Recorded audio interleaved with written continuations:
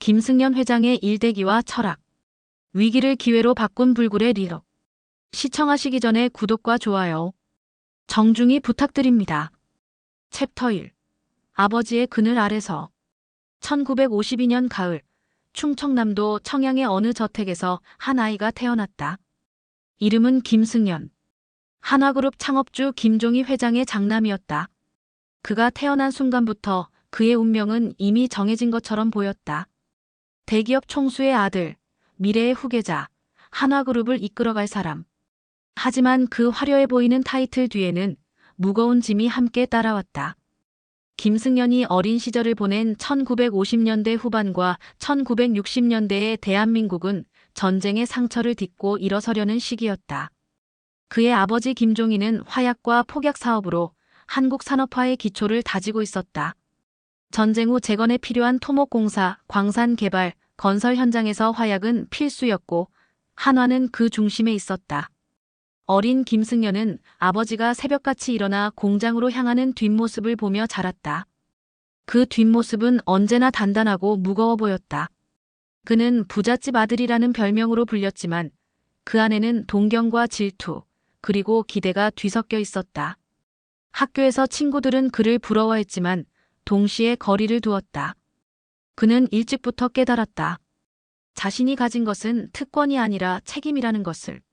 그래서 그는 남들보다 더 열심히 공부했고 남들보다 더 많이 생각했다. 나는 그저 물려받는 사람이 되고 싶지 않다는 생각이 그의 마음속 깊은 곳에 자리 잡았다. 김승연의 소년 시절은 아버지의 회의실에서 시작되었다. 김종희 회장은 아들을 일부러 회의 자리에 데려갔다. 어린 승연은 회의실 구석에 앉아 어른들의 대화를 들었다. 처음에는 무슨 말인지 이해할 수 없었다. 매출, 이익률, 원가 절감, 시장 점유율. 낯선 단어들이 허공을 떠돌았다. 하지만 그는 집중했다.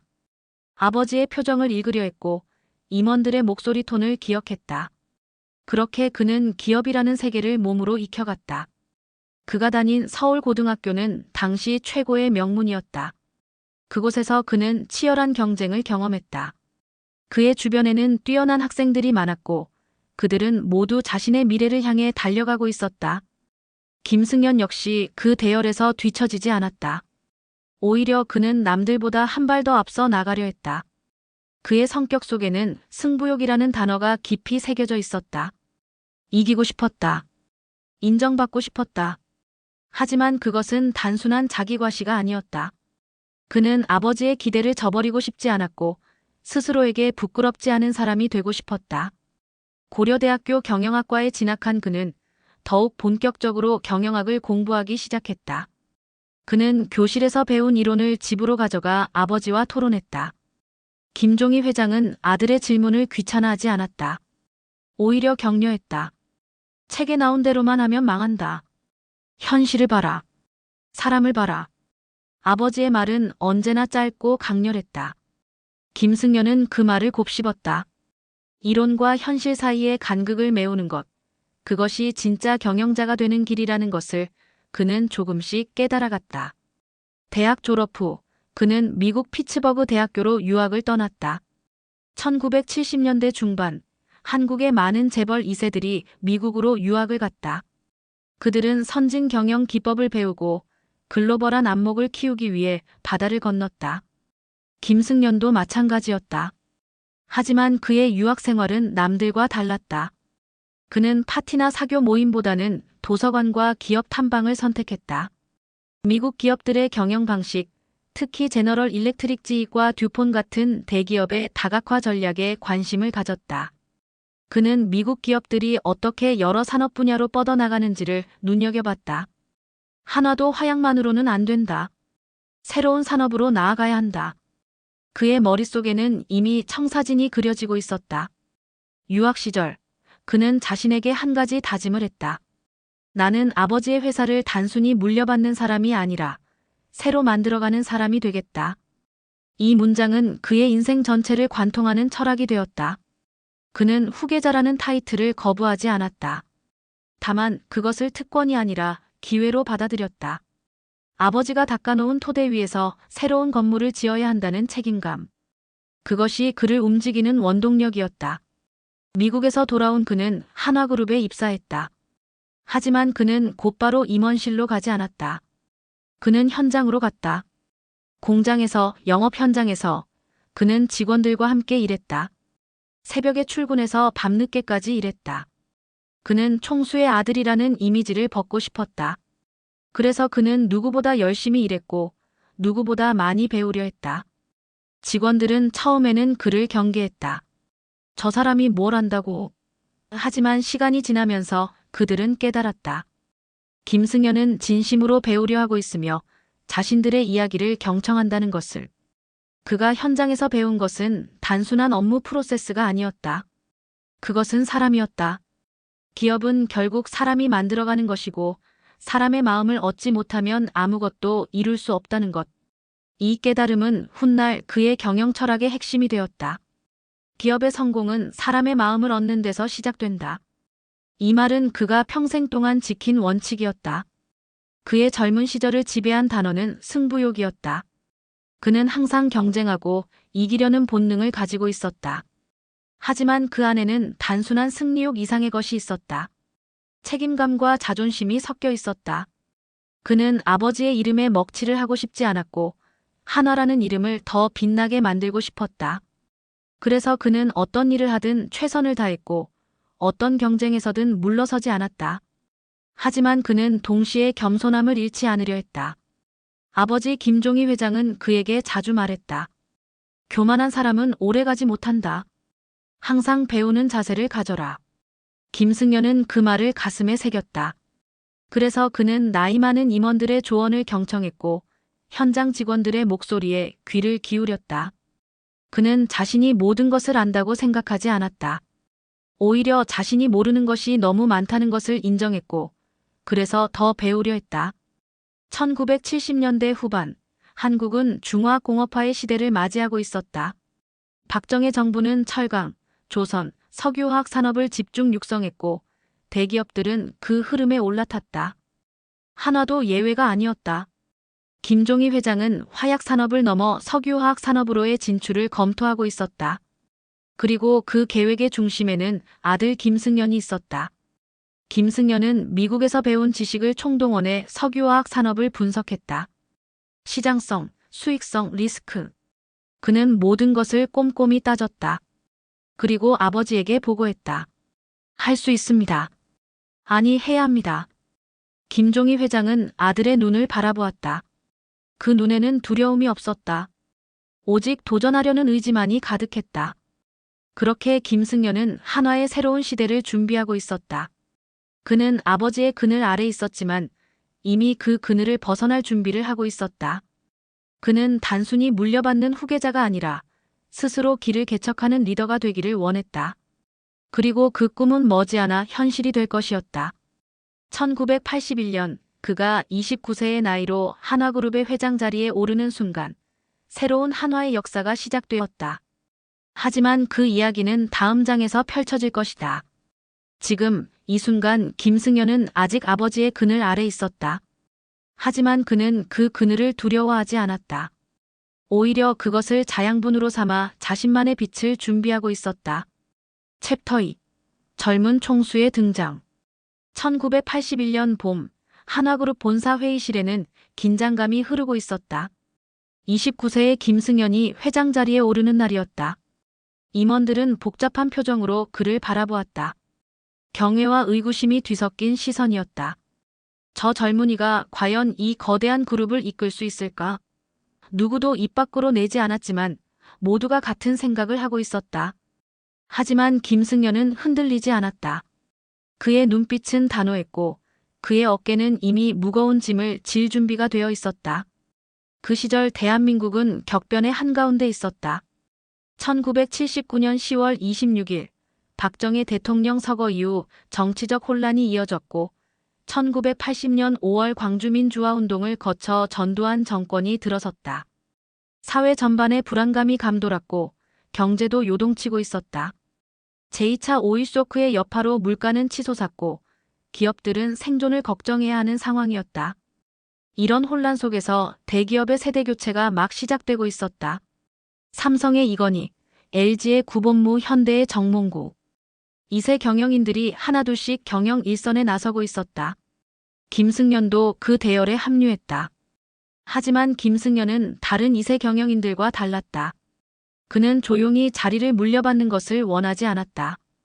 그는 자신만의 색깔을 만들고 싶었다. 취임 첫날, 그는 전 임직원에게 메시지를 보냈다. 한화는 변화해야 합니다. 과거의 성공에 안주하지 않고 미래를 향해 나아가야 합니다.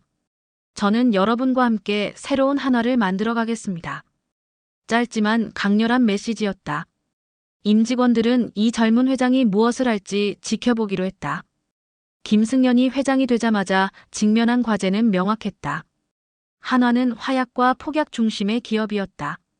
안정적이지만 성장성은 제한적이었다. 그는 다각화가 필요하다고 판단했다. 하지만 무작정 새로운 사업에 뛰어들 수는 없었다. 그는 철저하게 분석했다. 어떤 산업이 미래 성장 가능성이 높은가? 한화의 역량을 어디에 집중해야 하는가? 그는 밤낮 없이 보고서를 읽고 전문가들을 만났다. 그리고 결론을 내렸다. 석유화학, 금융, 건설. 이 세 분야가 한화의 미래였다. 첫 번째 도전은 석유화학 산업이었다. 1980년대 초 한국의 석유화학 산업은 급성장하고 있었다. 플라스틱, 합성섬유, 합성고무 등 석유화학 제품의 수요가 폭발적으로 증가하고 있었다. 김승연은 이 기회를 놓치고 싶지 않았다. 하지만 석유화학 산업은 막대한 초기 투자가 필요했고 기술력도 중요했다. 리스크가 컸다. 이사회에서는 반대 의견이 나왔다. 너무 성급합니다. 우리는 화약 전문 기업입니다. 석유화학은 우리 영역이 아닙니다. 하지만 김승연은 물러서지 않았다. 위험이 없는 곳에는 기회도 없습니다. 우리가 지금 도전하지 않으면 영원히 화약 기업으로 남을 것입니다. 1985년 김승연 회장은 결단을 내렸다. 한양화학 인수였다. 한양화학은 당시 어려움을 겪고 있던 중견 석유화학 기업이었다. 많은 사람들이 반대했다. 부실 기업을 인수하는 것은 자살행위입니다. 하지만 김승연은 달리 생각했다. 그는 한양화학의 기술력과 시설을 높이 평가했다. 그리고 무엇보다 그곳에는 경험 많은 인재들이 있었다. 기업은 사람입니다. 좋은 사람이 있으면 부실 기업도 살릴 수 있습니다. 그는 과감하게 한양화학을 인수했고 대규모 투자를 단행했다. 그리고 한양화학의 직원들에게 약속했다. 여러분을 믿습니다. 함께 새로운 역사를 만들어 갑시다. 한양화학 인수는 김승연의 승부사 DNA를 보여준 결정적 사건이었다. 그는 리스크를 두려워하지 않았다. 오히려 리스크를 관리하고 기회로 바꾸는 능력을 가지고 있었다. 한양화학은 한화의 손에서 빠르게 회생했다. 생산성이 올라갔고 수익성이 개선되었다. 그리고 몇 년 후 한양화학은 한화의 핵심 계열사 중 하나가 되었다. 훗날 한화솔루션으로 이름을 바꾸며 태양광 에너지 분야의 글로벌 리더로 성장하게 되는 그 시작점이 바로 이 인수였다. 두 번째 도전은 금융산업이었다. 1980년대 중반 한국 금융시장은 개방과 자유화의 바람이 불고 있었다. 김승연은 금융업이 미래 핵심 산업이 될 것이라고 확신했다. 그는 보험, 증권, 자산운용 등 금융전 분야로의 진출을 추진했다. 1986년 한화생명보험을 설립했고 이어서 한화손해보험, 한화투자증권을 차례로 인수하거나 설립했다. 많은 사람들이 물었다. 화약회사가 왜 금융업을 하려고 합니까? 김승연의 대답은 명확했다. 기업은 진화해야 합니다. 한 분야에 갇혀 있으면 시대에 뒤처집니다. 금융업 진출은 쉽지 않았다. 금융업은 제조업과는 완전히 다른 논리로 움직였다. 규제가 많았고 전문 인력이 필요했다. 김승연은 외부에서 금융 전문가들을 대거 영입했다. 그리고 그들에게 권한을 주었다. 저는 금융 전문가가 아닙니다. 여러분이 전문가입니다. 제가 할 일은 여러분이 일하기 좋은 환경을 만드는 것입니다. 이런 겸손한 태도가 전문가들의 마음을 움직였다. 그들은 한화에서 자신의 역량을 마음껏 발휘할 수 있었고 한화금융은 빠르게 성장했다. 세 번째 도전은 건설 산업이었다. 1980년대 후반 한국은 건설 붐이 일고 있었다. 1986년 아시안게임, 1988년 서울올림픽을 앞두고 대규모 인프라 건설이 진행되었고 주택 수요도 폭발적으로 증가했다. 김승연은 이 기회를 놓치지 않았다. 한화건설을 설립하고 주택 건설과 토목공사에 뛰어들었다. 하지만 건설업은 경쟁이 치열했다. 삼성, 현대, 대우 같은 대기업들이 이미 시장을 장악하고 있었다. 후발주자인 한화가 살아남기 위해서는 차별화가 필요했다. 김승연은 품질에 집중했다. 우리는 가장 좋은 집을 짓는 회사가 되어야 합니다. 가격 경쟁이 아니라 품질 경쟁을 해야 합니다. 그는 현장 관리를 철저히 했고 자재 선정에 타협하지 않았다. 초기에는 수익성이 낮았다.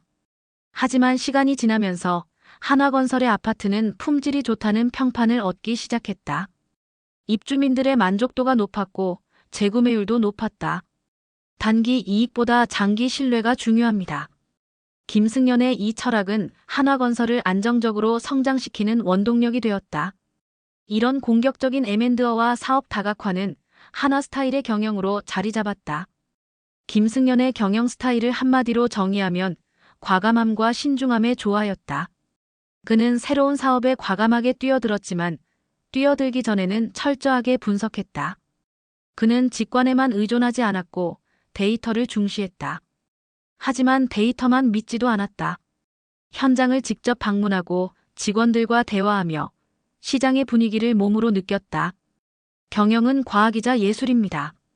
숫자만 보면 기회를 놓치고 감만 믿으면 망합니다. 김승연은 또한 속도를 중시했다. 그는 결정이 늦어지는 것을 싫어했다. 좋은 결정도 때를 놓치면 나쁜 결정이 됩니다. 그는 회의를 짧게 했고 보고를 간결하게 받았다. 그리고 결정은 빨랐다. 이런 스피드 경영은 한화가 빠르게 변화하는 시장 환경에 기민하게 대응할 수 있게 만들었다. 물론 가끔은 실수도 있었다. 하지만 김승연은 실수를 두려워하지 않았다. 실수하지 않는 사람은 아무것도 하지 않는 사람입니다. 중요한 것은 같은 실수를 반복하지 않는 것입니다. 1980년대 후반, 한화그룹은 눈에 띄게 성장하고 있었다. 매출은 매년 두 자릿수로 증가했고 계열사 수도 빠르게 늘어났다. 언론은 김승연을 젊은 사자로 불렀다. 그는 공격적이고 야심차며 두려움이 없어 보였다. 하지만 그의 내면은 언론이 묘사한 것보다 훨씬 복잡했다. 그는 끊임없이 고민했고 끊임없이 불안했다. 내가 제대로 가고 있는 걸까? 직원들이 나를 따라오고 있을까? 우리가 너무 빨리 가는 건 아닐까? 밤마다 그의 머릿속에는 질문들이 맴돌았다. 그래서 그는 현장으로 나갔다.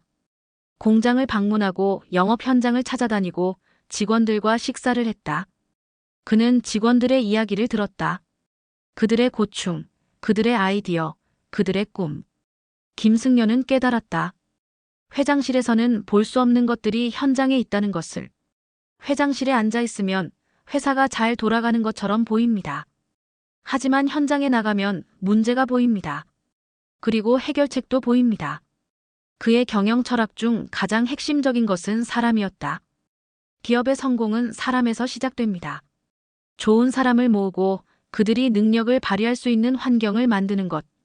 그것이 경영자의 가장 중요한 일입니다. 그래서 그는 인재 채용에 공을 들였다. 학벌이나 스펙보다는 열정과 잠재력을 보려고 했다. 그리고 일단 채용한 직원에게는 기회를 주었다. 실패해도 다시 기회를 주었다. 한 번 실패했다고 그 사람의 가능성이 끝난 건 아닙니다. 오히려 실패를 통해 배우고 성장합니다. 1989년 김승연 회장은 취임 8년 만에 한화그룹을 국내 10대 그룹 안에 올려놓았다.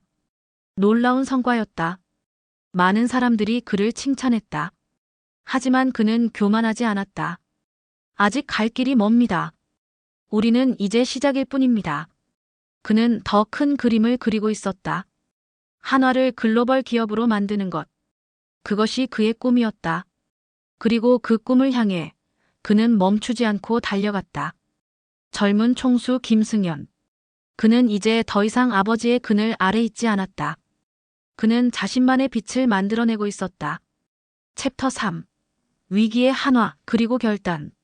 1997년 가을, 한국 경제에 먹구름이 들이우기 시작했다. 환율이 급등하고 기업들이 줄줄이 부도 위기에 몰렸다. 11월, 한국 정부는 결국 국제통화기금 IMF에 구제금융을 신청했다. IMF 외환위기. 대한민국 경제사에서 가장 충격적인 사건 중 하나였다. 거리에는 실업자가 넘쳐났고 기업들은 하루하루 생존을 걱정해야 했다. 재벌 대기업들도 예외가 아니었다. 기아그룹이 무너졌고 대우그룹이 흔들렸다. 한화그룹 역시 위기의 한가운데 서 있었다. 김승연 회장은 본관 회의실에 홀로 앉아 있었다. 창밖으로는 서울의 야경이 펼쳐져 있었지만 그의 눈에는 아무것도 들어오지 않았다. 손에 든 보고서에는 붉은 숫자들이 가득했다. 부채 비율 급등, 유동성 위기, 신용 등급 하락. 한화그룹의 재무 구조가 빠르게 악화되고 있었다. 특히 해외 차입금의 부담이 컸다. 달러 대비 원화 가치가 반토막 나면서 달러로 빌린 빚은 2배로 불어났다. 이대로 가면 한화도 무너질 수 있었다. 김승연은 깊은 한숨을 내쉬었다. 지난 16년간 그가 이룩한 모든 것이 무너질 위기였다. 석유화학, 금융, 건설로 다각화하며 성장시킨 한화. 이제 그 모든 것이 위협받고 있었다. 하지만 그는 주저앉을 수 없었다. 수만 명의 직원들이 그를 믿고 있었고 그들의 가족들이 한화의 생계를 의지하고 있었다.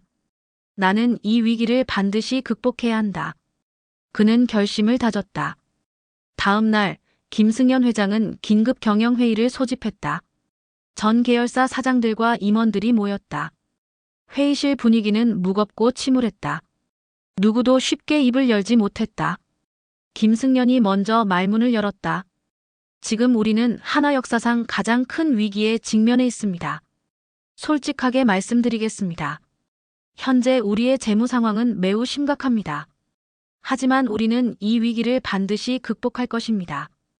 그의 목소리는 떨리지 않았다. 오히려 단호했다. 그는 구조조정 방안을 제시했다. 첫째, 수익성이 낮은 사업을 즉시 정리한다. 둘째, 핵심 사업에 역량을 집중한다. 셋째, 모든 불필요한 지출을 삭감한다. 넷째, 자산을 매각해 유동성을 확보한다. 냉정하고 현실적인 계획이었다. 일부 임원들은 반발했다.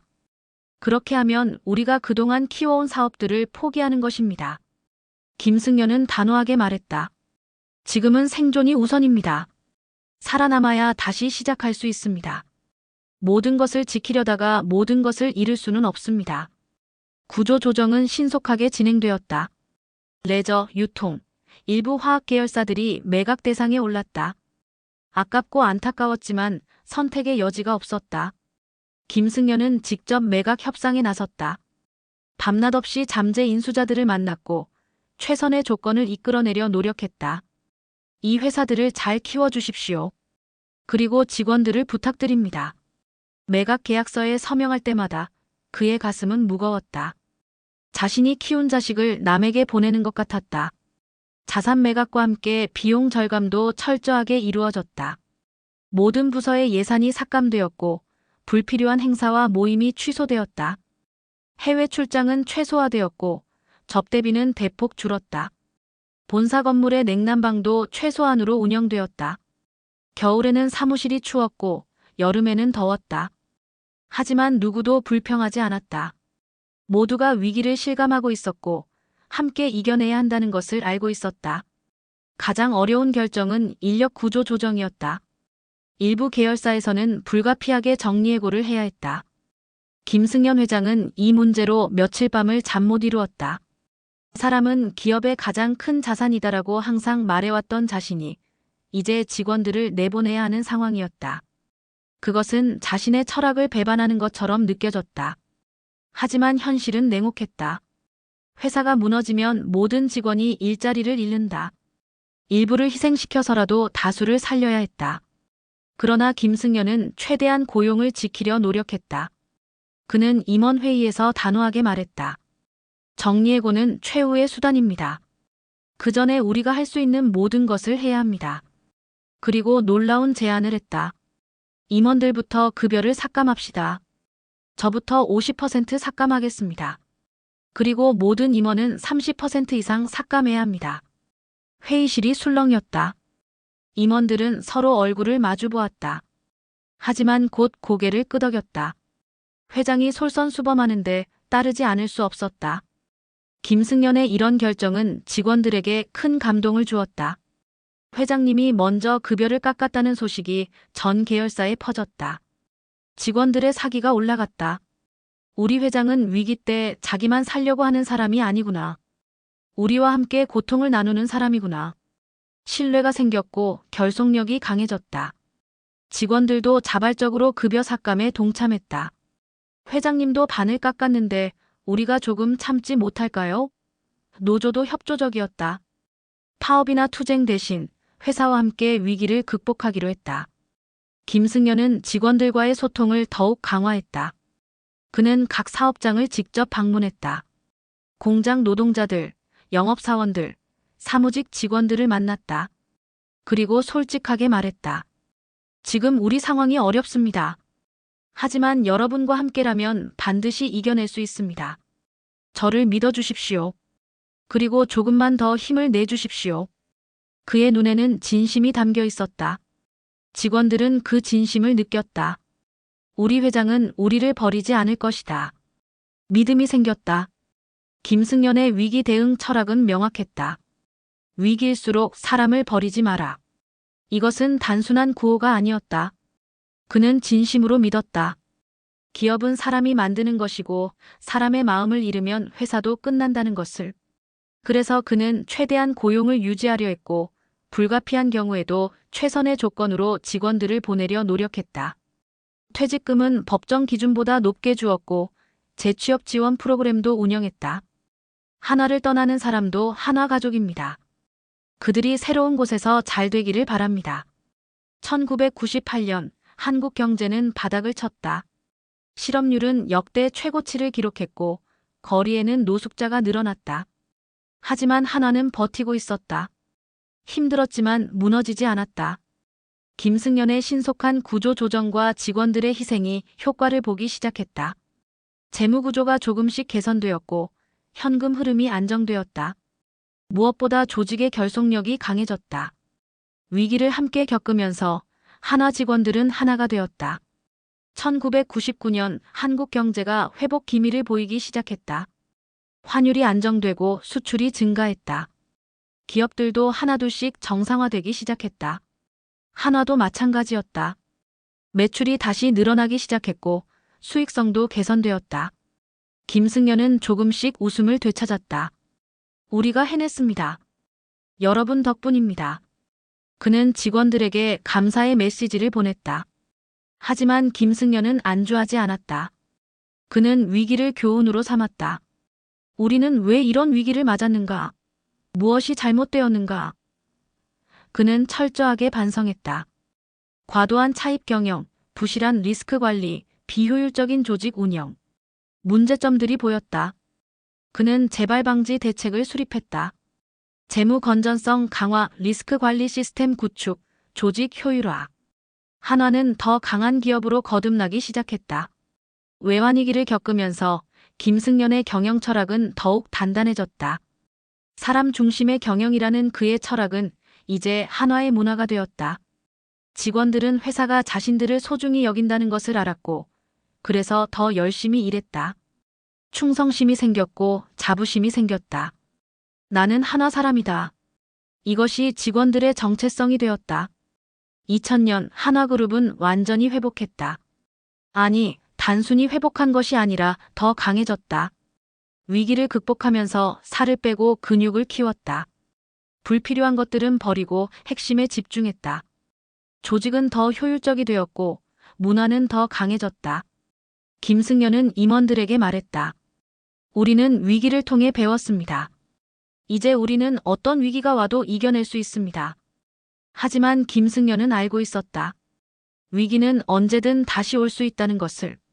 그래서 그는 긴장을 늦추지 않았다. 끊임없이 준비하고 끊임없이 혁신했다. 위기가 오기 전에 대비해야 합니다. 위기가 온 후에는 이미 늦습니다. 이것이 그가 외환위기에서 얻은 가장 큰 교훈이었다. 외환위기는 한화를 그리고 김승연을 변화시켰다. 그는 더 신중해졌지만 동시에 더 담대해졌다. 더 현실적이 되었지만 동시에 더 인간적이 되었다.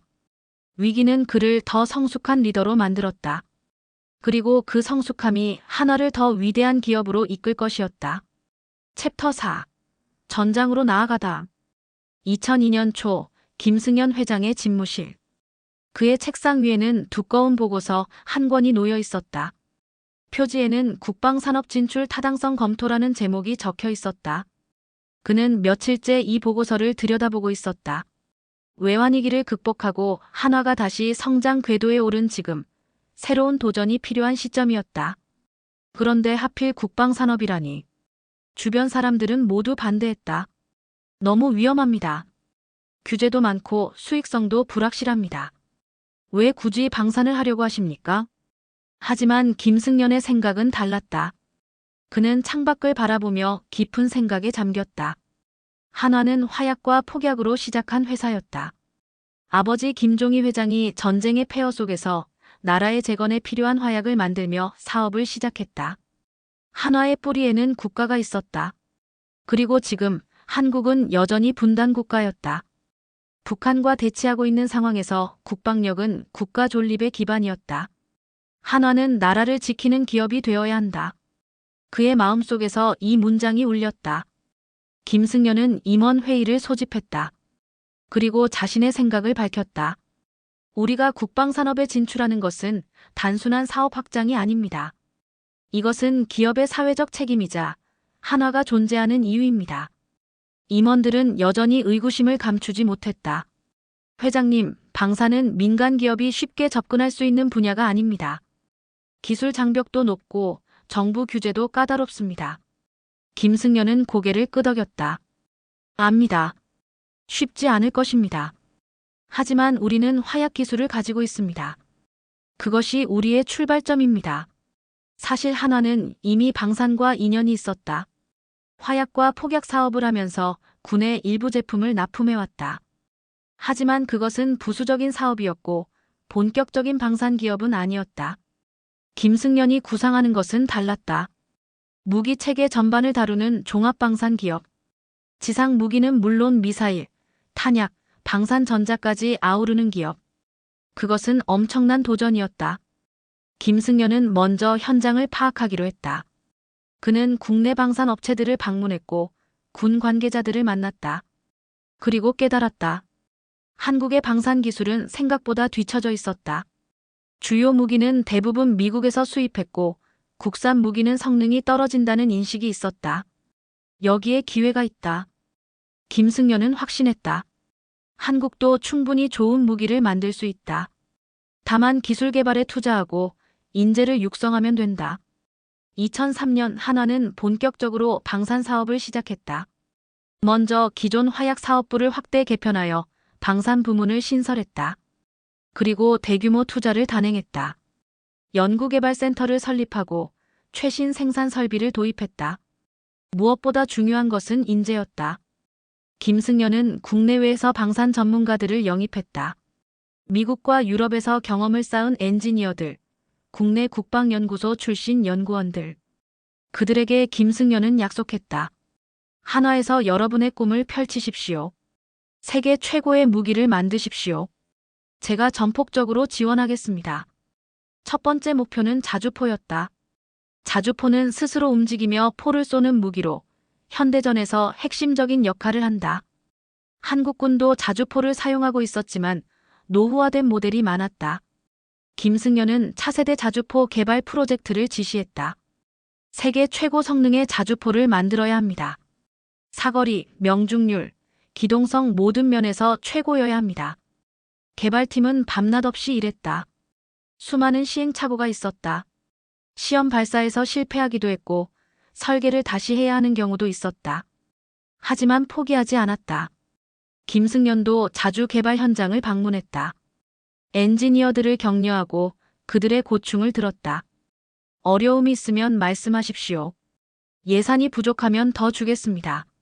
시간이 필요하면 기다리겠습니다. 다만 최고를 만들어 주십시오. 2007년 드디어 K9 자주포가 완성되었다. 한국형 차세대 자주포. 시험 결과는 놀라웠다. 사거리 40km, 분당 발사속도 6발, 정확도 세계 최고 수준. 기존 자주포를 압도하는 성능이었다. 군 관계자들도 감탄했다. 이 정도면 세계 어느 나라 자주포와 비교해도 뒤지지 않습니다. K9는 한국군에 정식 채택되었고 곧 해외에서도 관심을 보이기 시작했다. 터키가 먼저 손을 내밀었다. 터키군은 자주포 현대화를 추진하고 있었고 K9의 성능에 주목했다. 협상이 시작되었고 2008년 한화는 터키에 K9를 수출하는 계약을 체결했다. 한국방산 역사상 최대 규모의 수출이었다. 이어서 폴란드, 인도, 호주, 노르웨이 등 여러 나라가 K9를 도입했다. K9는 세계 자주포 시장의 베스트셀러가 되었다. 김승연은 K9의 성공에 만족하지 않았다. 그는 다음 목표로 미사일 분야를 선택했다. 미사일은 현대 전쟁의 게임 체인저였다. 정밀 타격이 가능하고 대공 방어에도 필수적이었다. 한화는 천궁 미사일 개발에 참여했다. 천궁은 중거리 지대공 미사일로 적의 항공기와 미사일을 요격하는 무기였다. 개발 난이도가 매우 높았다. 레이더, 유도 시스템, 추진체 모든 것이 최첨단 기술의 결정체였다. 개발 과정은 험난했다. 수십 차례의 시험 발사에서 많은 실패가 있었다. 예산도 계속 늘어났다. 일부에서는 천궁 프로젝트를 포기해야 한다는 목소리도 나왔다. 하지만 김승연은 흔들리지 않았다. 실패는 성공의 어머니입니다. 우리는 계속 도전해야 합니다. 대한민국의 하늘을 지키는 무기를 만드는 것입니다. 포기할 수 없습니다. 2015년 천궁 미사일이 마침내 완성되었다. 시험 결과는 성공적이었다. 명중률 90% 이상, 다목표 동시 요격 능력. 천궁은 한국군의 주력 방공 무기로 배치되었다. 그리고 중동과 동남아 국가들이 관심을 보이기 시작했다. 한화의 미사일 기술은 이제 세계적 수준에 도달했다. 방산 사업의 성공은 단순히 매출과 이익의 증가를 의미하지 않았다. 그것은 한화의 기술력을 세계에 인정받는 계기가 되었다.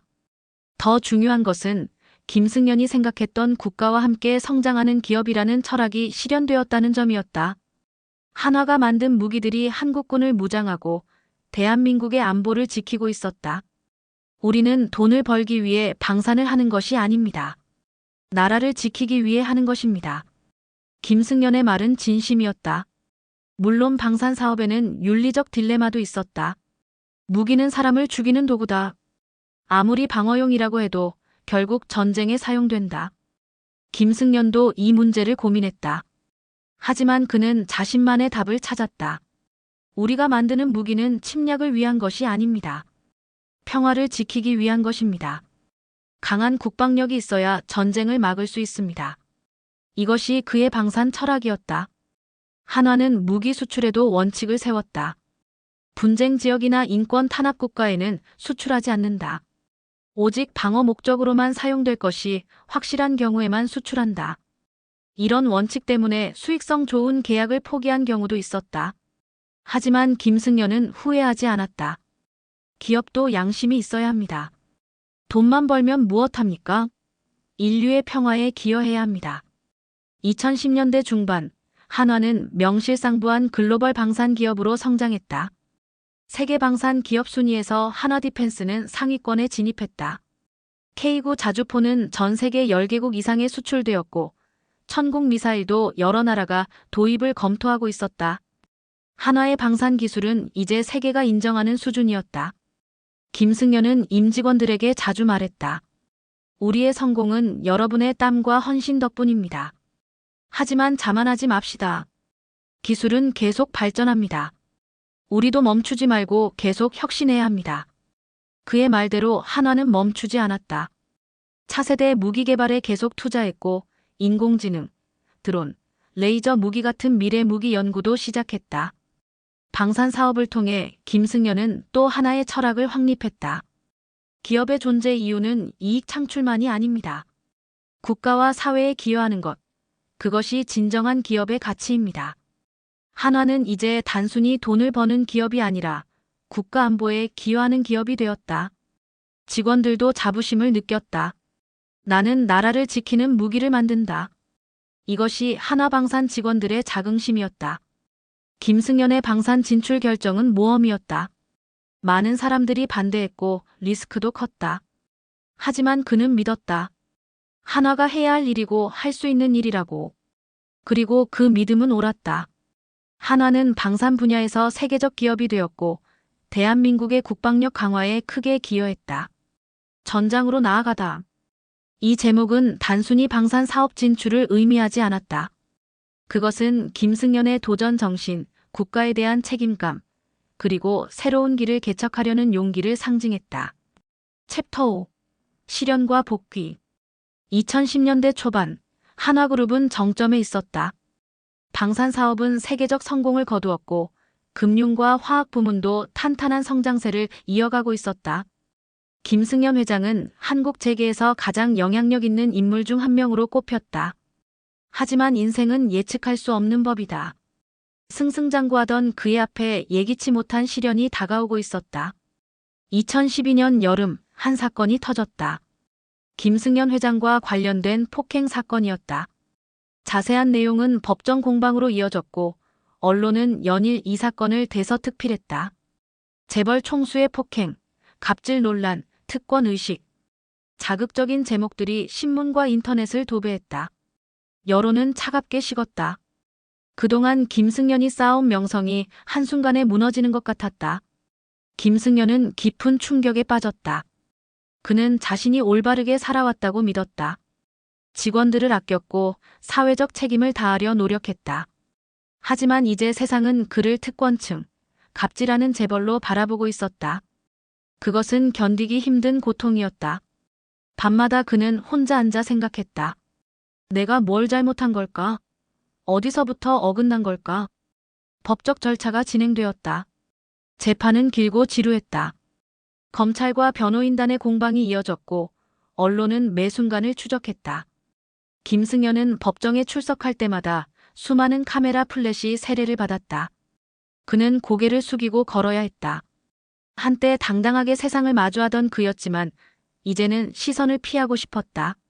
수치심과 분노, 그리고 깊은 회한이 그의 마음을 짓눌렀다. 결국 법원은 유죄 판결을 내렸다. 김승연은 실형을 선고받았다. 그 순간 그의 인생에서 가장 암울한 시기가 시작되었다. 그는 경영 일선에서 물러나야 했다. 평생을 바쳐 키워온 한화그룹, 그것을 다른 사람에게 맡기고 떠나야 한다는 것은 상상할 수 없는 고통이었다. 하지만 선택의 여지가 없었다. 그는 아들들과 전문 경영인들에게 회사를 맡겼다. 여러분을 믿습니다. 한화를 잘 부탁합니다. 그의 목소리는 떨렸다. 교도소 생활은 그에게 완전히 새로운 세계였다. 좁은 독방, 제한된 자유, 획일적인 일과. 한때 수만 명의 직원을 거느리던 그룹 회장이 이제는 한 명의 수감자에 불과했다. 처음에는 견디기 힘들었다. 모든 것이 낯설고 불편했다. 하지만 시간이 지나면서 그는 적응하기 시작했다. 아니, 적응을 넘어서 성찰의 시간으로 받아들이기 시작했다. 그는 책을 많이 읽었다. 철학, 역사, 자서전. 특히 역경을 이겨낸 사람들의 이야기에 관심이 갔다. 만델라, 간디, 빅터 프랭클. 그들도 감옥에 갇혔지만 정신만은 자유로웠다. 오히려 그 시간을 통해 더 깊은 깨달음을 얻었다. 김승연도 마찬가지였다. 그는 자신의 인생을 돌아보기 시작했다. 나는 무엇을 위해 살아왔나? 성공이 전부였나? 나는 진정 행복했나? 교도소에서 그는 자신의 오만함을 발견했다. 그는 항상 이기려 했고 앞서 나가려 했다. 승부욕이 강했고 자존심도 강했다. 그것이 그를 성공으로 이끌었지만 동시에 그를 넘어지게도 만들었다. 나는 너무 강하게만 살려고 했다. 부드러움을 잊었다. 겸손함을 잃었다. 그는 반성했다. 가족들이 면회를 왔다. 아내와 아들들. 그들의 눈에는 걱정과 슬픔이 가득했다. 김승연은 미안했다. 내가 여러분에게 이런 고통을 안겨줘서 정말 미안합니다. 아내는 울면서 말했다. 건강만 챙기세요. 우리는 괜찮아요. 아들들도 고개를 끄덕였다. 아버지, 저희가 한화를 잘 지키겠습니다. 가족의 사랑이 그를 지탱했다. 나는 혼자가 아니다. 나에게는 가족이 있다. 그것이 그에게 위안이 되었다. 건강도 악화되었다. 오랜 스트레스와 좁은 공간에서의 생활이 그의 몸을 망가뜨렸다. 지병이 재발했고 새로운 증상도 나타났다. 의료진은 치료가 필요하다고 했다. 김승연은 건강이 나빠지는 것을 느끼면서도 담담했다. 이것도 내가 치러야 할 대가인가 보다. 그는 받아들였다. 형기를 마치고 출소한 후에도 그의 시련은 끝나지 않았다. 법적 제재가 남아 있었고 사회 복귀는 쉽지 않았다. 무엇보다 건강이 심각했다. 그는 병원을 오가며 치료를 받아야 했다. 한때 강철 같았던 그의 몸은 이제 약해져 있었다. 병상에 누워 천장을 바라보며 그는 생각했다. 나는 이제 무엇을 해야 하나? 다시 경영 일선에 나설 수 있을까? 아니, 나서야 하는 걸까? 그 시간 동안 그는 많은 것을 깨달았다. 그중 가장 중요한 깨달음은 이것이었다. 내가 기업을 세운 게 아니라 기업이 나를 세웠다. 이 문장은 그의 인생관을 완전히 바꾸어 놓았다. 젊은 시절, 그는 자신이 한화를 키웠다고 생각했다. 자신의 능력과 노력으로 그룹을 성장시켰다고 믿었다. 하지만 이제 그는 알았다. 한화라는 기업이 있었기에, 수만 명의 직원들이 있었기에 그가 존재할 수 있었다는 것을. 나는 혼자 힘으로 성공한 게 아니다. 수많은 사람들의 도움이 있었다. 이 깨달음은 그를 겸손하게 만들었다. 동시에 책임감도 더 무거워졌다. 내가 다시 회복한다면 나를 위해서가 아니라 함께했던 사람들을 위해서 일해야 한다. 그의 마음가짐이 변했다. 2015년 김승연은 조금씩 건강을 회복하기 시작했다. 몸도 마음도 천천히 나아졌다. 그는 다시 걷기 시작했다. 처음에는 집 앞 공원을 천천히 산책하는 것으로 시작했다. 그러다 조금씩 거리를 늘렸다. 걷는 동안 그는 생각했다. 미래에 대해, 한화에 대해, 자신이 해야 할 일에 대해. 그는 한화의 상황을 점검했다. 그가 없는 동안 아들들과 전문 경영인들이 그룹을 잘 운영하고 있었다. 매출은 성장했고 새로운 사업도 추진되고 있었다. 특히 태양광 에너지 분야에서 큰 성과를 내고 있었다. 아들들이 장하게 컸구나. 그는 뿌듯했다. 동시에 깨달았다. 이제 내가 전면에 나설 필요는 없다. 내 역할은 달라져야 한다. 2016년 김승연은 조용히 복귀했다. 화려한 복귀는 아니었다. 그는 회장직을 맡지 않았다. 대신 전략 자문 역할을 맡았다. 중요한 결정에 조언을 하고 큰 방향을 제시하되 실무는 아들들에게 맡겼다. 이제는 내가 이끄는 것이 아니라 뒤에서 지원하는 역할을 해야 한다. 그는 자신의 위치를 명확히 했다. 복귀 후 그가 가장 신경 쓴 것은 세대 교체였다. 그는 장남 김동관, 차남 김동원, 삼남 김동선에게 각각 역할을 나누어 주었다.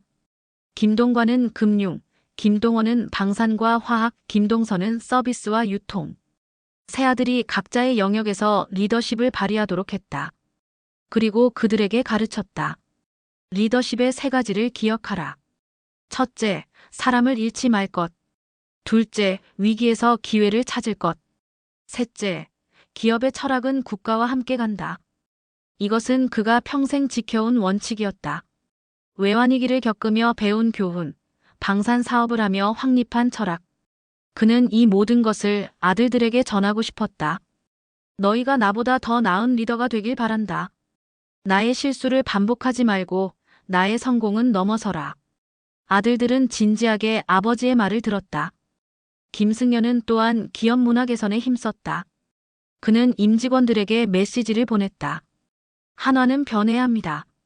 수직적이고 권위적인 문화에서 벗어나 수평적이고 창의적인 문화로 나아가야 합니다. 그는 자신의 과거를 반성하며 이렇게 말했다. 제가 잘못된 선례를 보여줬습니다. 하지만 이제는 바뀌겠습니다. 함께 더 나은 한화를 만들어 갑시다. 직원들은 놀랐다. 한화그룹 창업주의 장남, 한때 강력한 카리스마로 그룹을 이끌었던 김승연 회장이 이렇게 겸손하게 변했다니. 어떤 직원들은 의심했다. 진심일까? 아니면 이미지 개선용일까? 하지만 시간이 지나면서 그들은 깨달았다. 김승연은 진심으로 변했다는 것을. 그는 더 이상 명령하지 않았다. 대신 경청했다. 더 이상 혼자 결정하지 않았다. 대신 함께 논의했다. 시련을 겪으며 김승연의 리더십은 성숙해졌다. 젊은 시절 그는 이기는 것이 전부였다. 경쟁에서 승리하고 시장을 지배하는 것. 그것이 성공이라고 믿었다. 하지만 이제 그는 깨달았다. 진정한 성공은 함께 가는 것이다. 혼자 빨리 가는 것보다 함께 멀리 가는 것이 중요하다. 2018년 김승연은 공개석상의 모습을 드러냈다. 한화그룹 창립 기념식이었다. 그는 단상에 올라 짧은 연설을 했다. 저는 지난 몇 년간 큰 시련을 겪었습니다. 그 과정에서 많은 것을 잃었지만 더 많은 것을 배웠습니다. 겸손함, 감사함, 그리고 함께하는 것의 소중함. 이제 저는 하나와 함께, 여러분과 함께 새로운 미래를 만들어가고 싶습니다. 그의 목소리는 더 이상 권위적이지 않았다. 대신 진솔하고 따뜻했다. 청중석에서는 박수가 터져나왔다. 오랜 직원들은 눈시울을 붉혔다. 회장님이 돌아오셨다. 그리고 더 나은 모습으로 돌아오셨다. 시련은 김승연을 무너뜨리지 못했다. 오히려 더 강하고 더 지혜롭고 더 인간적인 리더로 만들었다. 그리고 이제 그는 한화의 새로운 시대를 열 준비가 되어 있었다. 챕터 6. 새로운 한화, 새로운 세대. 2019년 봄, 한화그룹 본사 대회의실. 김승연은 세 아들과 마주 앉아 있었다. 장남 김동관, 차남 김동원, 삼남 김동선. 이들은 이제 각자의 영역에서 한화를 이끄는 리더들이었다. 창밖으로는 봄볕이 쏟아져 들어왔다. 따뜻하고 희망찬 빛이었다. 김승연은 아들들을 바라보며 생각했다. 이제 한화의 미래는 이들의 손에 달려있다. 그는 천천히 말문을 열었다. 너희들이 이제 한화를 이끌어야 한다. 나는 뒤에서 지켜보고 필요할 때 조언하겠다. 하지만 결정은 너희들이 해야 한다. 세 아들은 진지한 표정으로 아버지를 바라보았다. 김승연은 계속했다. 내가 너희에게 꼭 전하고 싶은 것이 있다. 리더십의 세 가지 원칙이다. 첫째, 사람을 잃지 마라. 김승연의 목소리에는 깊은 울림이 있었다. 기업은 사람이 만든다. 좋은 제품도 훌륭한 전략도 결국 사람이 만들어낸다. 직원들을 소중히 여겨라. 그들의 이야기를 들어라. 그들이 행복해야 회사도 성공한다. 그는 외환위기 때를 떠올렸다. 가장 힘든 순간에 함께했던 직원들. 그들이 있었기에 한화가 살아남을 수 있었다. 둘째, 위기에서 기회를 찾아라. 김승연은 창밖을 바라보며 말했다. 세상은 계속 변한다. 위기는 반드시 온다. 하지만 위기는 동시에 기회다. 남들이 두려워할 때 우리는 준비해야 한다. 남들이 멈출 때 우리는 앞으로 나아가야 한다. 그는 자신이 젊었을 때 한양화학을 인수했던 순간을 떠올렸다. 모두가 반대했지만 그는 기회를 보았다. 그리고 그 결정이 오늘의 한화솔루션을 만들었다. 셋째, 기업의 철학은 국가와 함께 가야 한다. 김승연의 목소리가 더욱 단단해졌다. 우리는 대한민국에서 태어나고 자란 기업이다. 이 나라가 있었기에 우리가 존재한다. 그러니 우리도 이 나라를 위해 무언가를 해야 한다.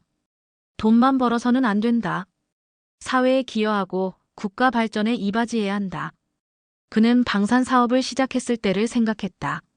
수익성보다 국가 안보를 우선했던 그 결정. 그것이 옳았다고 지금도 믿었다.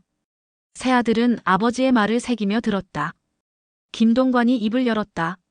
아버지, 저희가 그 뜻을 이어가겠습니다. 하지만 세상이 많이 변했습니다. 이제는 환경도 중요하고 사회적 책임도 더 강조됩니다. 저희는 아버지의 철학을 지키면서도 시대에 맞게 진화시키고 싶습니다. 김승연은 고개를 끄덕였다. 그래야 한다. 변하지 않으면 도태된다. 너희 세대의 방식으로 한화를 이끌어라. 김동원이 말했다. 저는 방산과 화학을 맡고 있습니다. 방사는 아버지가 국가를 위해 시작하신 사업이죠. 저도 그 정신을 이어가면서 더 나아가 우주항공 분야로도 확장하고 싶습니다. 우주시대가 오고 있습니다. 한화도 그 대열에 합류해야 합니다. 김승연은 아들의 야심을 보며 미소 지었다. 좋다. 과감하게 도전해라. 내가 응원하겠다. 김동선이 덧붙였다. 저는 서비스와 유통을 맡고 있습니다. 사람들의 생활과 가장 가까운 분야죠. 저는 한화가 사람들의 일상에 행복을 주는 기업이 되었으면 합니다. 좋은 제품, 좋은 서비스로 고객들에게 사랑받는 기업 말입니다. 김승연은 막내 아들의 손을 잡았다. 내 뜻이 아름답다. 그렇게 하거라. 그날의 대화는 한화의 새로운 방향을 정하는 중요한 순간이었다. 김승연은 아들들에게 경영권을 완전히 넘기기로 결심했다. 물론 명예회장으로서 큰 방향은 제시하겠지만 일상적인 경영은 아들들에게 맡기기로 했다. 너희를 믿는다. 나보다 더 나은 한화를 만들어라. 이것이 그의 진심이었다. 세대 교체는 신속하게 진행되었다. 김동관은 한화생명과 금융 계열사들을 총괄했다. 그는 디지털 전환에 힘썼다. 모바일 플랫폼을 강화하고 인공지능 기반 서비스를 도입했다. 금융도 이제 기술 경쟁입니다. 우리가 앞서 나가야 합니다. 그의 리더십 아래 한화금융은 젊어지기 시작했다. 김동원은 한화에어로스페이스와 한화솔루션을 이끌었다. 그는 아버지의 방산 사업을 계승하면서도 새로운 영역으로 확장했다. 특히 우주발사체와 인공위성 분야에 큰 투자를 했다. 2020년 한화는 위성 제조기업을 인수하며 본격적으로 우주산업에 진출했다. 우주는 인류의 미래입니다. 한화도 그 미래에 동참해야 합니다. 한화솔루션에서는 태양광 사업을 더욱 확대했다. 김동원은 기후변화에 대응하는 것이 기업의 책임이라고 믿었다. 우리가 만드는 태양광 모듈이 지구를 구합니다. 이것은 단순한 사업이 아니라 사명입니다. 한화솔루션은 세계 태양광 모듈 생산에서 상위권에 올랐다. 미국, 유럽, 중동, 아시아 전역에 한화의 태양광 패널이 설치되었다. 김동선은 한화호텔 앤드 리조트와 한화갤러리아를 맡았다. 그는 고객 경험에 집중했다. 사람들이 한화호텔에 머물 때, 한화백화점에서 쇼핑할 때 행복을 느껴야 합니다. 그는 서비스 품질 향상에 투자했고 직원 교육을 강화했다. 또한 지속가능한 경영을 도입했다. 친환경 호텔, 윤리적 소싱, 지역사회공헌. 기업이 돈만 벌어서는 안 됩니다. 사회와 함께 성장해야 합니다. 새아들이 각자의 영역에서 리더십을 발휘하는 동안 김승연은 뒤에서 지켜보았다. 가끔 조언을 하고 중요한 결정에는 의견을 제시했다. 하지만 간섭하지는 않았다. 너희가 결정하면 내가 지원하겠다. 설령 실수하더라도 괜찮다. 그것도 배움이다. 그의 이런 태도가 아들들에게 자신감을 주었다. 한화는 ESG 환경 사회 지배구조 경영에도 적극 나섰다. 김승연은 이것이 미래 기업의 필수 요소라고 생각했다. 이제 기업은 이익만으로 평가받지 않는다. 얼마나 환경을 생각하는지, 얼마나 사회에 기여하는지, 얼마나 투명하게 운영되는지가 중요하다. 한화는 탄소 중립 목표를 설정했고 재생에너지 비중을 늘렸다. 또한 협력업체와 공정한 거래를 약속했고 지역사회 발전 프로그램을 운영했다. 2021년 한화는 드림플러스라는 스타트업 지원 프로그램을 확대했다. 한화가 보유한 자원과 네트워크를 젊은 창업가들에게 제공하는 프로그램이었다. 김승연은 이 프로그램을 특히 아꼈다. 젊은이들이 꿈을 펼칠 수 있도록 돕는 것. 그것이 우리 세대의 책임이다. 드림플러스를 통해 수백 개의 스타트업이 성장했고 일부는 큰 성공을 거두었다. 한화의 변화는 대외적으로도 주목받았다. 언론은 한화의 세대 교체가 성공적이라고 평가했다. 투자자들도 긍정적으로 반응했다. 한화 계열사들의 주가가 상승했고 신용 등급도 개선되었다. 무엇보다 직원들의 만족도가 높아졌다. 사내 설문조사에서 한화에서 일하는 것이 자랑스럽다는 응답이 크게 증가했다. 김승연은 이런 변화를 보며 만족스러웠다. 아들들이 나보다 낫다. 그들은 새로운 시대에 맞는 리더십을 갖고 있다. 하지만 그는 여전히 긴장을 늦추지 않았다. 변화는 끝이 없다. 우리가 멈추는 순간 경쟁자가 우리를 추월한다. 그는 매주 아들들과 회의를 했고 시장 동향을 체크했다. 2023년 한화그룹 창립 70주년을 맞이했다. 기념식에서 김승연은 감회가 깊었다. 아버지 김종희 회장이 화약 한 봉지로 시작한 한화가 이제 우주를 향해 날아가고 있습니다. 석유화학에서 금융, 방산, 태양광, 우주항공까지 한화는 계속 진화해왔습니다. 그는 잠시 말을 멈추고 청중을 둘러보았다. 수많은 직원들이 자리를 가득 메우고 있었다. 하지만 가장 자랑스러운 것은 우리가 사람을 소중히 여기는 기업이라는 점입니다. 김승연의 목소리에 힘이 실렸다. 저는 평생 깨달았습니다.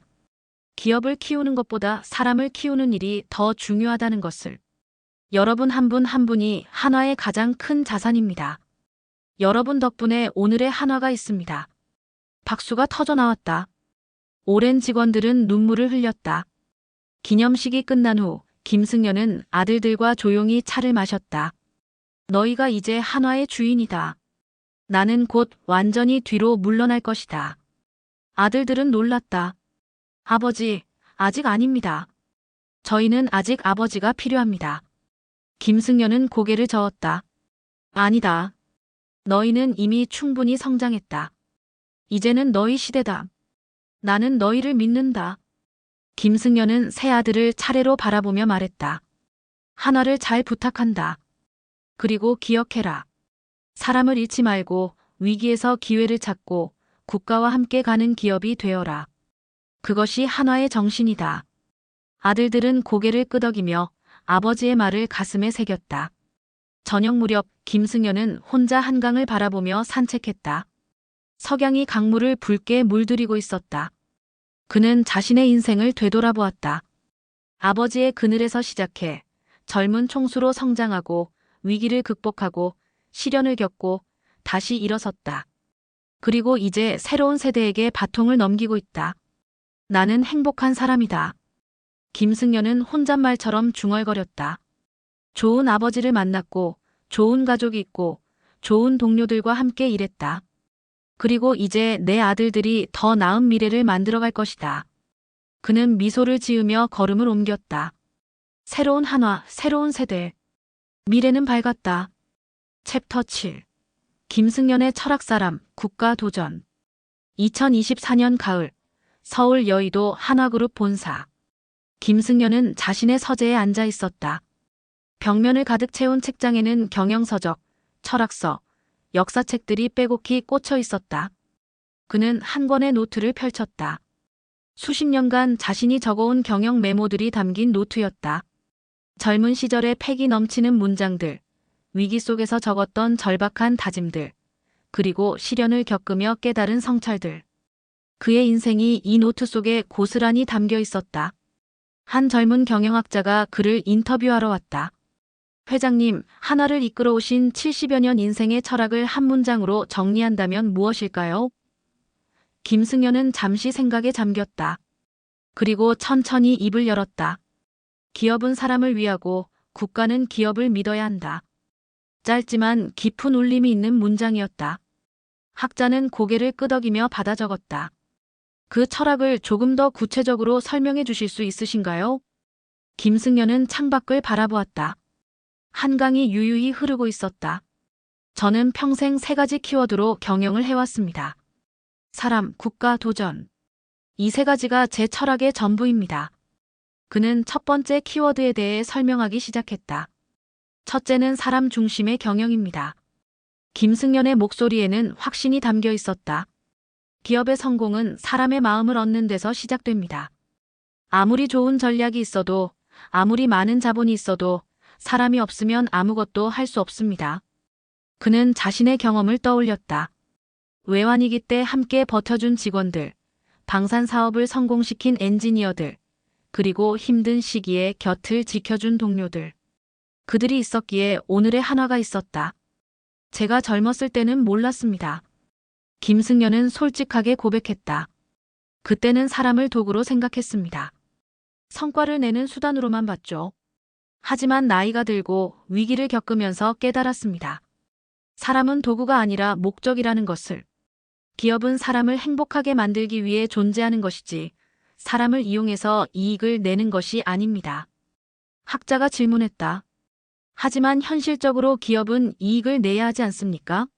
사람 중심의 경영과 수익성 추구, 이 둘을 어떻게 양립시키셨습니까? 김승연은 미소를 지었다. 좋은 질문입니다. 많은 사람들이 이것을 대립관계로 봅니다. 하지만 제 경험상 그렇지 않습니다. 직원들이 행복하면 그들은 더 열심히 일합니다. 더 창의적으로 일합니다. 그 결과 기업의 생산성이 올라가고 수익도 증가합니다. 선순환입니다. 그는 구체적인 예를 들었다. 외환위기 때 저는 임원 급여를 먼저 깎았습니다. 저부터 50%를 삭감했죠. 그러자 직원들도 자발적으로 동참했습니다. 노조도 협조했습니다. 왜일까요? 그들은 회사가 자신들을 소중히 여긴다는 것을 알았기 때문입니다. 그래서 위기 속에서도 한마음으로 뭉칠 수 있었습니다. 만약 제가 직원들만 해고하고 임원들 급여는 그대로 뒀다면 어땠을까요? 아마 한화는 무너졌을 것입니다. 김승연은 사람 중심 경영의 핵심은 신뢰라고 강조했다. 직원들이 경영진을 신뢰해야 합니다. 그러려면 경영진이 먼저 직원들을 신뢰해야 합니다. 이것은 상호적입니다. 일방적일 수 없습니다. 그는 한화에서 실시하는 여러 제도들을 설명했다. 직원 교육 프로그램, 복지 혜택, 일과 삶의 균형 정책, 그리고 무엇보다 소통의 채널. 저는 직원들의 이야기를 들으려고 노력했습니다. 현장에 자주 나갔고 그들과 식사를 했습니다. 때로는 불편한 진실을 듣기도 했습니다. 하지만 그것이 중요합니다. 듣고 싶은 것만 듣는 리더는 실패합니다. 두 번째 키워드로 넘어갔다. 국가와 함께 가는 기업. 김승연의 표정이 진지해졌다. 한화는 대한민국과 함께 성장해야 합니다. 이것은 제 아버지 김종희 회장으로부터 물려받은 철학입니다. 그는 한화의 역사를 설명했다.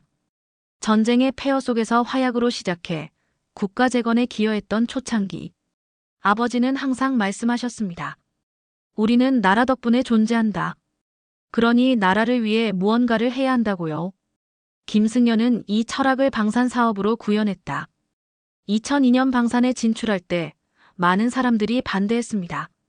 수익성도 불확실하고 리스크도 크다고요. 하지만 저는 생각이 달랐습니다. 대한민국은 분단 국가입니다. 북한과 대치하고 있는 상황에서 국방력은 생존의 문제입니다. 한화가 좋은 무기를 만들어 국군을 무장시키는 것, 그것이 우리의 의무라고 생각했습니다.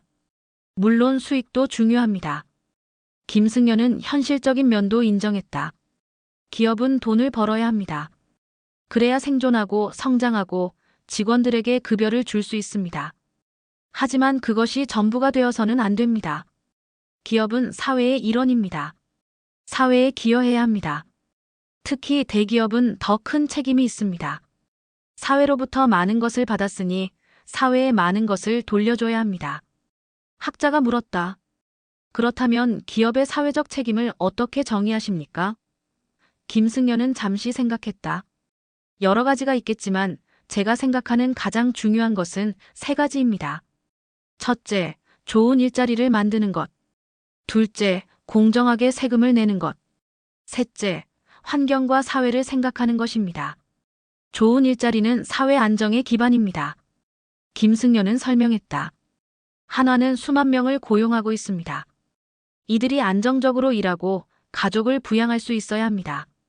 그것이 우리의 첫 번째 사회적 책임입니다. 세금도 마찬가지입니다. 합법적인 절세는 필요하지만 탈세는 안 됩니다. 우리가 낸 세금으로 나라가 운영됩니다. 도로도 깔리고 학교도 세워지고 국방도 유지됩니다. 그러니 기업은 당당히 세금을 내야 합니다. 환경과 사회에 대한 그의 생각도 명확했다. 기후변화는 인류 전체의 위기입니다. 기업도 책임이 있습니다. 그래서 한화는 태양광 사업에 투자했습니다. 재생에너지는 미래입니다. 돈을 벌면서도 지구를 지킬 수 있다면 그것이야말로 진정한 성공 아닙니까? 그의 눈빛에는 확신이 담겨 있었다. 세 번째 키워드, 도전하는 리더십으로 넘어갔다. 리스크를 피하지 말고 관리하라. 그것이 리더의 몫입니다. 김승연의 목소리에 힘이 실렸다. 기업은 끊임없이 도전해야 합니다. 안전지대에 머물면 도태됩니다. 시장은 계속 변하고 기술은 발전하고 소비자는 새로운 것을 원합니다. 우리가 멈추는 순간 경쟁자가 우리를 추월합니다. 그는 자신의 경영 역사를 돌아보았다. 저는 평생 도전했습니다. 한양화학 인수, 금융업 진출, 방산사업, 태양광, 우주항공. 매번 리스크가 있었습니다. 매번 실패할 수도 있었습니다. 하지만 도전하지 않았다면 오늘의 한화는 없었을 것입니다. 그는 실패의 가능성을 인정했다. 물론 모든 도전이 성공한 것은 아닙니다. 실패도 있었습니다. 하지만 그것도 배움이었습니다. 실패를 통해 우리는 더 강해졌습니다. 리더의 역할은 무엇일까요? 김승연은 스스로에게 질문을 던졌다. 리더는 방향을 제시하는 사람입니다. 어디로 가야 할지 보여주는 사람입니다. 하지만 혼자 가는 것이 아닙니다. 함께 가는 것입니다. 그러려면 사람들의 마음을 얻어야 합니다. 그들이 자발적으로 따라오게 만들어야 합니다. 그는 자신의 실수도 인정했다. 저는 젊었을 때 오만했습니다. 제가 모든 것을 안다고 생각했습니다. 제 방식만 옳다고 믿었습니다. 하지만 그것은 착각이었습니다. 시련을 겪으며 깨달았습니다. 리더는 완벽할 필요가 없다는 것을, 오히려 겸손해야 한다는 것을, 다른 사람의 의견을 들을 줄 알아야 한다는 것을. 학자가 마지막 질문을 던졌다. 회장님의 이 세 가지 철학, 사람 국가 도전이 서로 어떻게 연결됩니까? 김승연은 잠시 생각했다. 좋은 질문입니다.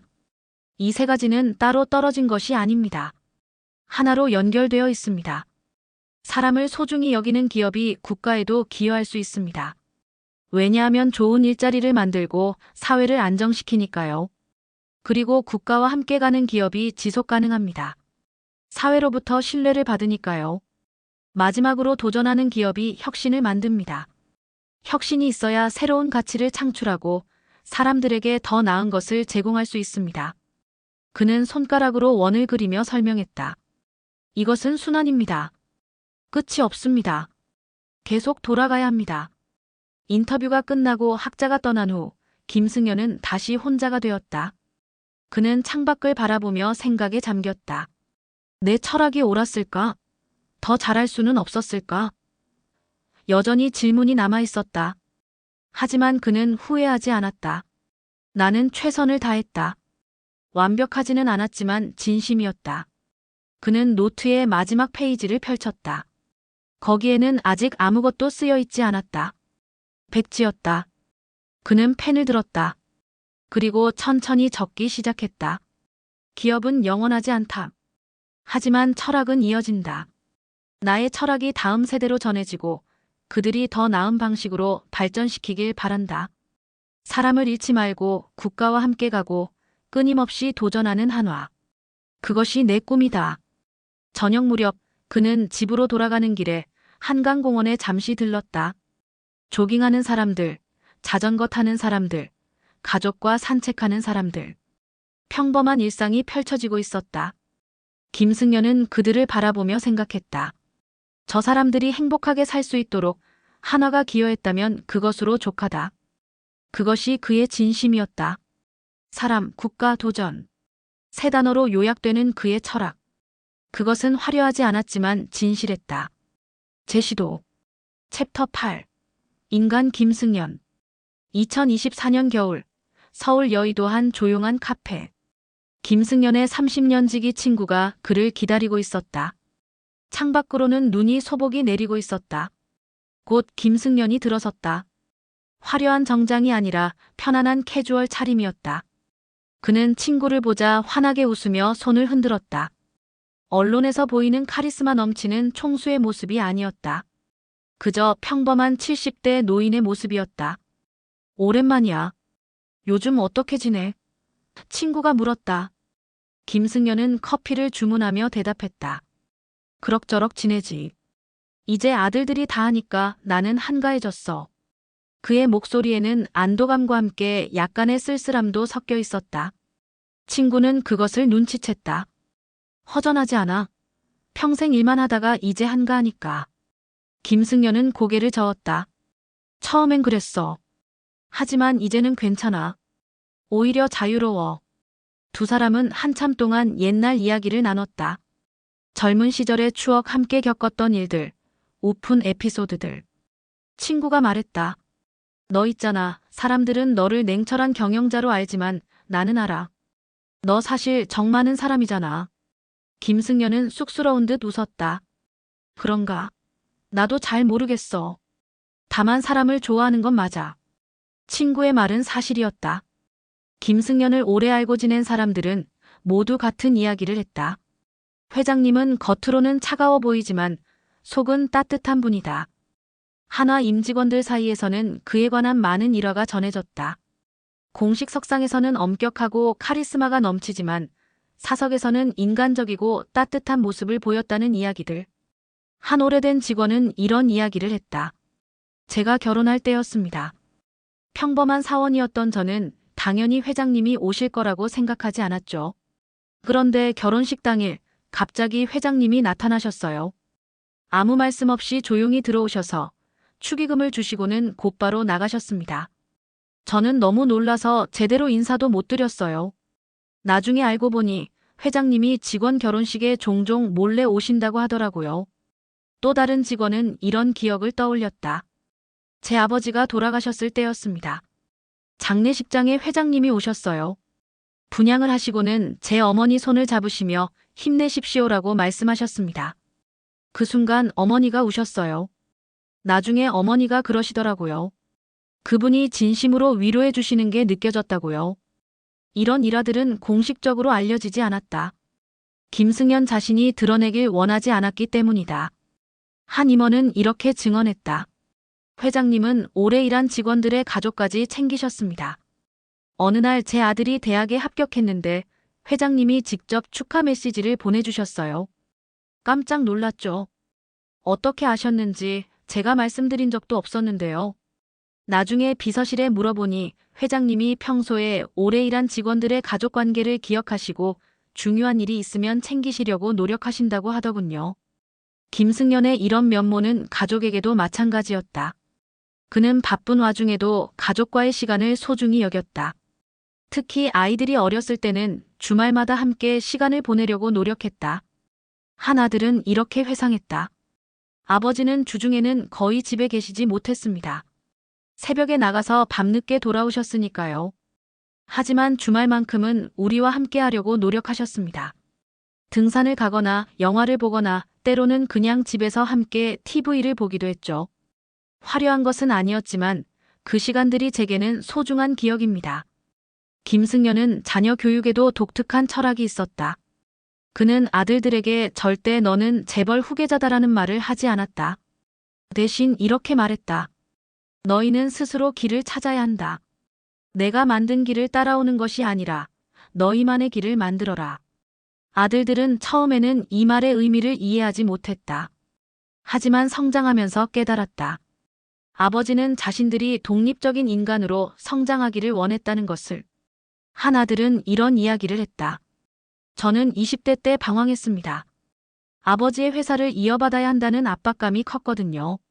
그래서 한때 경영을 하기 싫다고 말씀드린 적도 있습니다. 그때 아버지가 뭐라고 하셨는지 아세요? 그래, 내가 하고 싶은 일을 해라. 경영은 내 인생의 전부가 아니다라고 하셨습니다. 오히려 제가 놀랐죠. 강요하실 줄 알았는데 자유를 주셨으니까요. 그게 오히려 저를 돌아서게 만들었습니다. 아, 아버지는 나를 믿어주시는구나. 그렇다면 나도 한번 해보자 하는 마음이 들었습니다.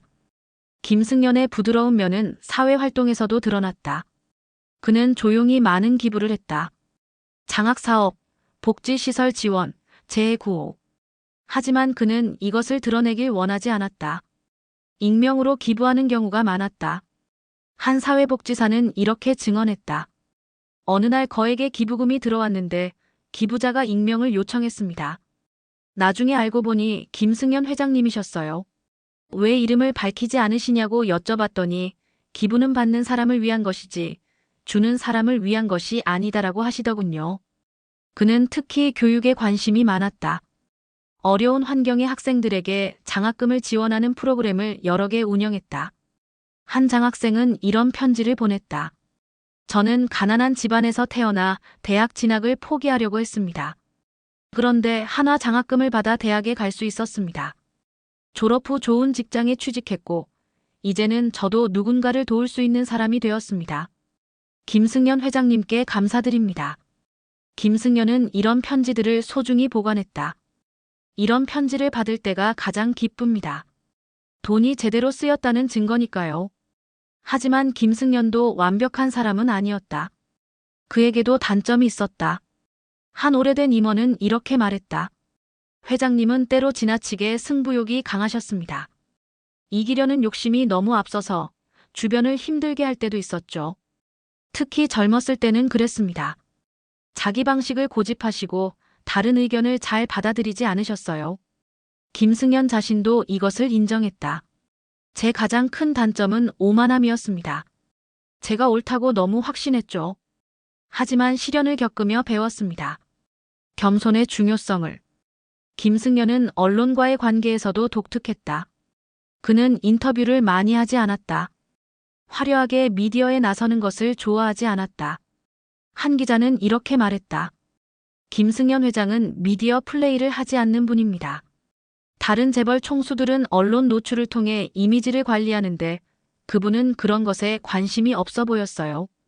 오히려 조용히 일하고 조용히 사라지고 싶어 하시는 것 같았습니다. 실제로 김승연은 한 인터뷰에서 이렇게 말한 적이 있다. 저는 화려하게 기억되길 바라지 않습니다. 언론에 많이 나오고 사람들에게 유명해지는 것이 중요하지 않습니다. 다만 함께 일한 사람들이 나를 따뜻하게 기억했으면 좋겠습니다. 그 사람은 진심으로 우리를 아꼈다고 생각해주면 그것으로 충분합니다. 그의 취미도 소박했다. 독서와 산책. 복잡한 것을 좋아하지 않았다. 주말에는 주로 집 근처 산을 걸었다. 혼자 또는 가족과 함께. 걷는 동안 그는 생각을 정리했다. 회사 일, 인생 미래. 걷다 보면 답이 보입니다. 복잡한 문제도 단순해지고 보이지 않던 것도 보이기 시작합니다. 그는 산책을 명상의 시간으로 여겼다. 2025년 어느 날 김승연은 한화 본사 로비를 지나가다가 한 청소 직원과 마주쳤다.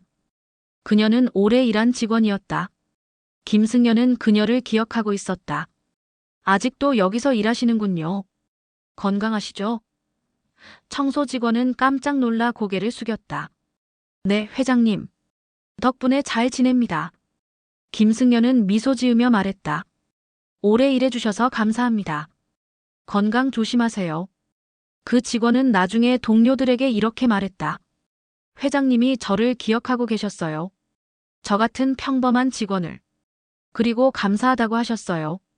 제가 감사한 건데 말이에요. 그녀의 눈에는 눈물이 맺혔다. 이런 작은 순간들이 김승연이라는 사람을 보여주었다. 카페에서 친구와의 대화가 끝나갈 무렵 친구가 물었다. 너는 행복해? 김승연은 잠시 생각했다. 행복하냐고? 글쎄. 완전히 행복하다고는 할 수 없어. 후회도 있고 아쉬움도 있어. 하지만 만족해. 나는 최선을 다했고 좋은 사람들과 함께했어. 그것으로 좋게. 만약 인생을 다시 산다면? 친구의 질문에 김승연은 웃었다. 다시 살고 싶지는 않아. 한 번으로 충분해. 다만 다시 산다면 조금 더 부드럽게 살고 싶어. 덜 강하게, 더 따뜻하게. 그랬다면 더 좋았을 텐데. 두 사람은 카페를 나섰다. 눈은 여전히 내리고 있었다. 김승연은 하늘을 올려다보며 손을 펼쳤다. 눈송이가 그의 손바닥에 내려앉았다. 그는 그것을 바라보며 중얼거렸다. 인생도 이 눈송이처럼 짧고 아름답구나. 그리고 친구와 함께 눈속을 걸어갔다.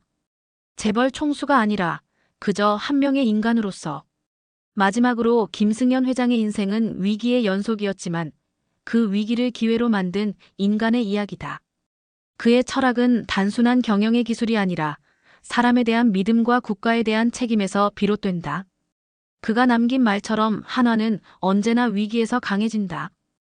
이 한 문장이 그의 인생을, 그리고 한화의 미래를 대변한다.